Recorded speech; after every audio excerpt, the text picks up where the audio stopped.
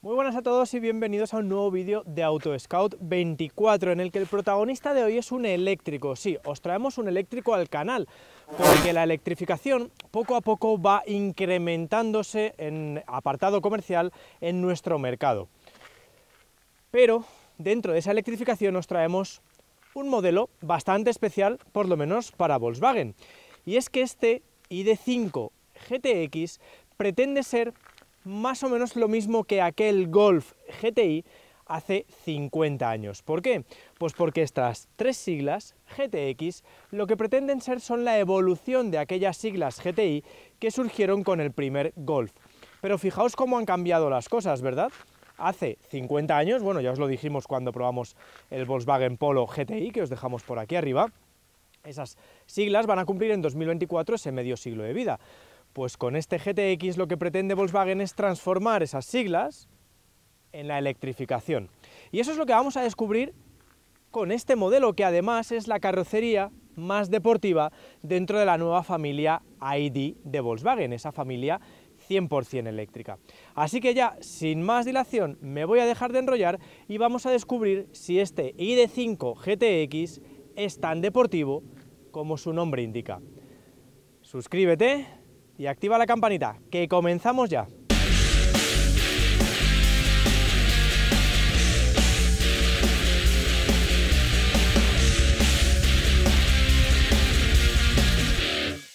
Vamos a comenzar por el diseño exterior como siempre, pero voy a intentar ser muy breve. ¿Por qué? Pues porque esta zona de frontal a pilar B es exactamente igual este ID.5 que un ID.4. Ya veis que ofrece, bueno, pues los nuevos elementos de diseño de los eléctricos, como pueda ser una parrilla completamente carenada, y en el caso de los nuevos Volkswagen, los grupos ópticos muy afilados, que en el caso de incorporar la tecnología EQ Light matricial, tenemos esta tira de LED que conecta los propios pilotos. En cuanto al acabado GTX, ¿qué nos aporta? Bueno, pues estos paragolpes en la zona inferior mucho más deportivos, con este tramado romboidal más deportivo, y unas aletas un poquito más sobredimensionadas. Llegamos ya a la vista lateral, que es una de las más representativas sin duda de este vehículo. Empezamos por detalles como puedan ser las llantas, que son de 20 pulgadas en este acabado GTX, pero puedes montar llantas de 21 pulgadas gigantescas. Ojo, tienes que tener en cuenta también que el diámetro del neumático, o la medida del neumático, es diferente en el eje delantero que en el trasero. Aquí tenemos delante unas medidas de 235-50 R20, mientras que en el trasero son 255-45 R20, para que lo tengas en cuenta a la hora de cambiar esos neumáticos. Una de las peculiaridades de este ID.5 es su incidencia aerodinámica. Bueno, ya habéis visto que el logo GTX está en la aleta delantera con este embellecedor tan chulo. Es la mejora en la aerodinámica. ¿Y cómo lo consigue? Bueno, pues con elementos como puedan ser los tiradores enrasados, que por cierto no son de apertura física, sino eléctrica. Pero la incidencia aerodinámica, por cierto, tiene un coeficiente CX de 0,27, un punto inferior al del ID.4, lo consigue con esta línea descendente del techo, que es la más representativa de este coche y la que le da personalidad, ese aire de coupé. Ya veis que tiene esta caída y que va en consonancia con los otros modelos del grupo Volkswagen, como puedan ser el Skoda Enyaq iV Coupé o el Audi Q4 e-tron Sportback. Y eso además nos permite también tener un coche que rivalice con modelos como puedan ser el Kia EV6 o el Ford Mustang Mach-E GT, en el caso del GTX, sino el Mach-E normal. E incluso también puedes rivalizar con el Tesla Model Y. Con esta caída del techo descendente, que nos ayuda a mejorar esa incidencia aerodinámica, llegamos a la parte trasera, que para mí es la más llamativa del vehículo, principalmente por el tramado tridimensional de las luces, que además al encender y apagar hace un efecto bastante llamativo, con unos paragolpes muy robustos en el caso del GTX, las siglas que os comentaba al principio y que son protagonistas de este vídeo en vez del nombre del modelo, y sin duda con este alerón posterior que también incide positivamente en la aerodinámica, pero es que además le aporta un toque deportivo brutal y desde dentro se ve de manera espectacular. De hecho, parece un spoiler de los típicos de Porsche. A mí me encanta cómo luce. Luneta inclinada y un diseño exterior para mí mucho más atractivo que el del ID4 y ya no os digo que el del ID3, con la base, la misma base sobre la que se sostiene. Por cierto, os tengo que decir que este coche mide 4,60 metros de largo, por lo tanto está en el núcleo del segmento C. Y os digo el tamaño, porque nos vamos para adentro. Accedemos al interior y aquí lo primero que os tengo que comentar es un detalle curioso que ya también es propio de algunos eléctricos, y es el arranque. No tenéis que pulsar ningún botón, aunque esté aquí, simplemente pisando el freno y poniendo la D, el coche ya ha arrancado. Mientras os decía esto, el asiento se ha movido hacia adelante porque tenemos el acceso confort. Asientos, ya estáis viendo, de corte deportivo como prima en estas siglas, pero ojo, no son de serie, son opcionales, son unos asientos Ergo Comfort que mejoran lógicamente el confort de a bordo y que cuestan unos 3.300 euros, tienen regulación eléctrica y calefacción. La verdad es que a mí me parece un desembolso alto, pero muy recomendable, sobre todo si queremos tener ese concepto un poquito más deportivo dentro del vehículo.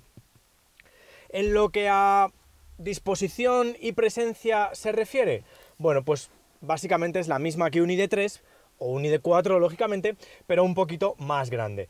Tenemos un volante bastante robusto con la diferenciación de las siglas GTX, que es la versión que estamos equipando, y con estos botones táctiles para manejar diferentes funciones del coche. Luego tenemos un cuadro de instrumentos minimalista, voy a arrancar el vehículo, en el que solo tenemos estas dos vistas, no hay más. La verdad es que para eso, pues lo hubiera dejado como está. Por encima tenemos un head-up display, la verdad es que bastante completo, con mucha información a color y sobre todo con las funciones de realidad aumentada, que viene dentro de un paquete asociado al sistema multimedia más equipado. Son unos 1.500 euros aproximadamente. Y de ahí me lleva ya directamente a esta pantalla central, 12 pulgadas, con el último sistema multimedia que ofrece un funcionamiento rápido, ya habéis visto, como un smartphone, nos podemos meter en diferentes funciones, y aquí aprovecho ya para deciros, bueno, pues que tenemos los típicos datos relativos al consumo, tenemos también la opción de ver la autonomía que nos queda, de programar hasta dónde queremos cargar el coche e incluso añadir los puntos de carga. Luego tenemos también la posibilidad de conectarlo con Apple CarPlay o Android Auto de manera inalámbrica, un sinfín de asistentes y, como ya viene siendo tónica dentro del grupo Volkswagen, los mandos de la climatización integrados. Esto es uno de los elementos a mejorar, como ya sabéis, no nos gusta que esté la climatización dentro, por mucho que tengamos algún botón, para cuando estamos conduciendo es un poquito engorroso. Y sí quería deciros otra vez la tira que hay aquí debajo, que es justo la correspondiente al climatizador. Esperad, lo voy a encender para que lo veáis, la enciendo. Y aquí podemos subir y bajar. Lo único malo es que esta tira no está retroiluminada cuando circulamos de noche, y es también muy incómodo. Cuando habéis visto el cuadro de instrumentos, habéis visto que la caja de cambios estaba aquí, igual que arrancado. Todo esto nos permite tener aquí un hueco grandísimo para depositar pues todos nuestros objetos. Dos posavasos, una guantera central y una guantera bastante buena.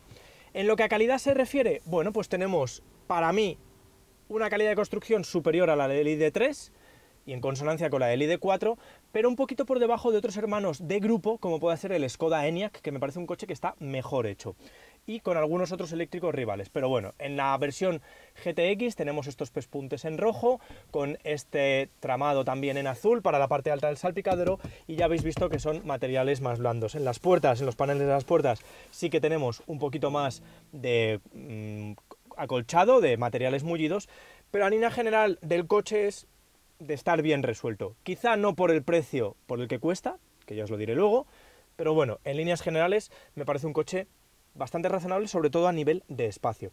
Y hablando de espacio, pues vamos a ver las plazas traseras, que es uno de los puntos a tener en cuenta en esta carrocería coupé. Así que vamos a ello. El acceso a las plazas traseras aprovecho para comentaros que veis que se accede de una manera bastante confortable porque es un SUV. Y aquí es donde tenemos el mayor punto favorable del vehículo, que son los 2,76 metros de distancia entre ejes que tenemos dentro del vehículo y que nos permiten tener una habitabilidad muy pero que muy buena. Ya veis, el espacio para las rodillas es gigantesco. El asiento del conductor está colocado para mí, 1,79 como bien sabéis, e incluso aquí para la cabeza, bueno, pues en esta posición más recta, la caída descendente del techo limita un poquito, no mucho, pero personas de 1,80 van a poder viajar sin problemas y las más altas lo único que van a tener que hacer es poner así su culete y ya tener este hueco para la cabeza. En lo que a anchura se refiere, otro punto ventajoso de los vehículos con la plataforma MEB del grupo Volkswagen, y es que al carecer de túnel central tenemos todo este hueco para colocar las piernas. Por disposición y anchura, 3 personas van a viajar un poquito justas. Siempre es mejor, como en los segmentos C, que viajen 2. Pero ya veis que no va a ir demasiado incómodo, sobre todo en rodillas. En respaldo ya será otro tema, porque como tenemos el reposabrazos con los 2 portabotellas, pues va a ser más incómodo.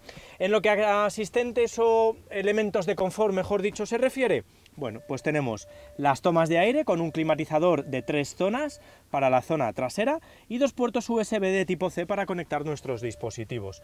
Luego ya veis también que la visibilidad es bastante buena, sobre todo también determinada por un techo solar panorámico, que eso sí es opcional, si no estaría totalmente pintado en negro. Vamos a seguir con el espacio, al maletero. Llegamos al maletero. Lo primero, apertura eléctrica con función manos libres, con la apertura con el pie.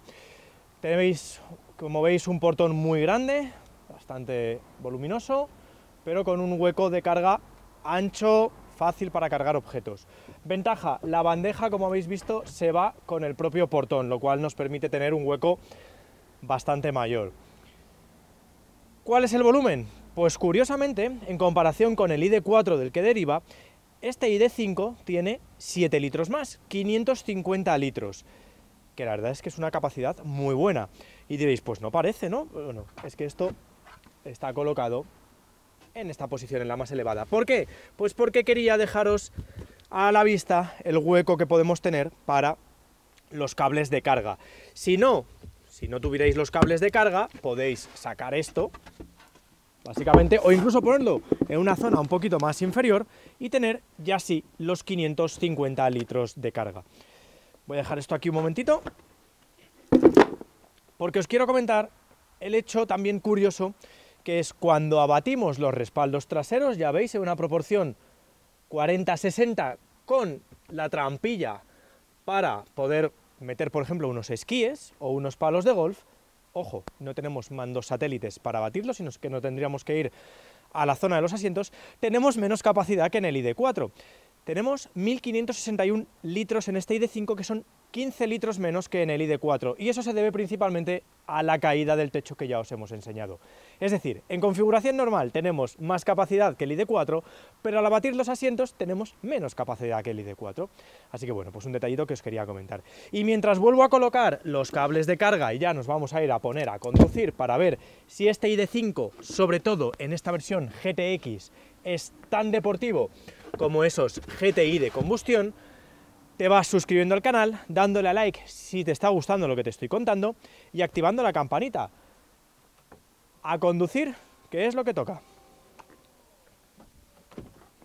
Dentro de la gama mecánica del ID.5, este GTX se posiciona como la versión más prestacional, ya te lo hemos dicho, porque tiene esas siglas GTX, que serían el equivalente a esos GTI, como ya te hemos ido comentando, dentro de los motores de combustión. ¿Y por qué se sitúa en la cúspide? Bueno, pues porque además es la única versión de todas que monta tracción total. Y eso lo consigue gracias a los 2 motores que equipa, uno en cada eje, y que generan 299 caballos de manera conjunta, que es una cifra muy a tener en cuenta y con la que este ID.5 GTX consigue acelerar de 0 a 100 en 6,1 segundos, que no está nada mal, y alcanzar eso sí una velocidad máxima de 180 kilómetros que está autolimitada. Si lo comparamos, por ejemplo, con el único SUV de altas prestaciones que tiene Volkswagen dentro de su gama y que es el Tiguan R, el 0 a 100 de este coche, eso sí, es 1,5 segundos más lento. Pero es que si además sumamos o comparamos la velocidad punta, este ID.5 GTX es 70 km por hora más lento, alcanza una velocidad máxima menor que el Tiguan R con, ojo, esos 320 caballos, ¿vale? El motor de combustión. Pero, ¿cómo se comporta este ID.5 GTX? Bueno, pues la verdad es que es un coche con cierto tinte deportivo en su silueta y con un tacto de conducción, la verdad es que divertido, pero como suele ser habitual en los Volkswagen deportivos, más enfocado al confort que a las propias prestaciones, al propio dinamismo. Quizá dentro de esta gama de la marca alemana, los modelos más radicales sean los R. Los GTI ya sabes que siempre han estado caracterizados por ofrecer un buen equilibrio, tanto en lo que a dinámica como a confort se refiere.